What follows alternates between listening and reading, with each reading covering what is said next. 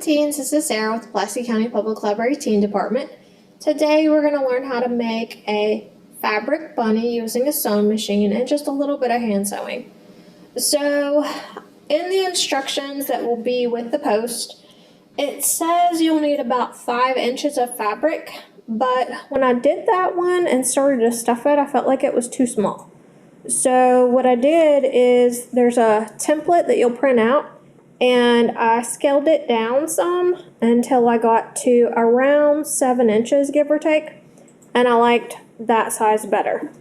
So you'll want to print out the template and cut that out, and then you're going to need some fabric. Went with gingham fabric, and they have several colors to choose from of that at Hobby Lobby.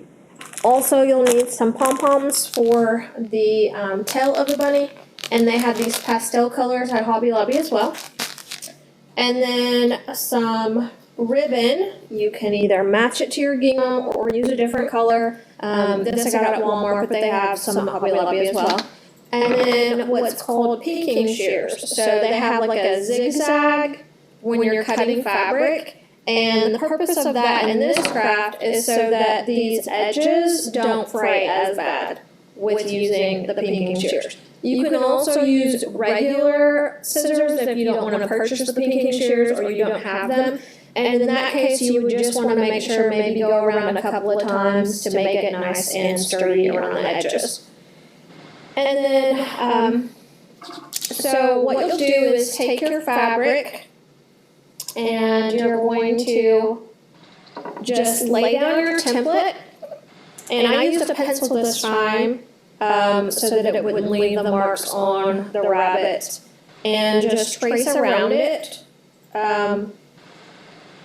And when you're cutting, just leave some length around the edges so that when you cut the rabbit, you'll have a little bit of extra room to do that. So you're going to need 2 of these, so you'll cut that into 2 pieces, and then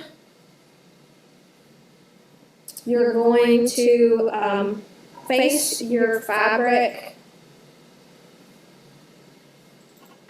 to where your right side out of fabric is on the bottom and then on the top, so the interior of the fabric is in between. And then you're going to use your sewing machine, and you're just going to start at one side, sew around. You're going to leave the bottom part open, and so you'll sew down. This one was a little challenging because there are quite a few little curves as you're sewing, so you may have to kind of be careful that you don't get too close to the edge. And once you've got it sewn together, be sure and check for gaps along the side. I did have a couple of gaps, and then you can just sew those parts together. Then you're going to use your stuffing. It's just polyester filler, or if you have some scrap fabric, you can use that as well. And then you'll use a pencil or a pen, the blunt edge, to kind of stuff that up in there to get that up in the ears and this part right here. Once you are finished with all the stuffing, then you'll just sew the bottom part together. And then I took the ribbon and kind of measured that, tied that on there. The last step was the pom-pom. This I decided to hand sew. Another option is you could use a hot glue gun and glue it on there. So you just put that on there, make it nice and tight and sturdy if you're hand sewing it. And that is it, your fabric bunny.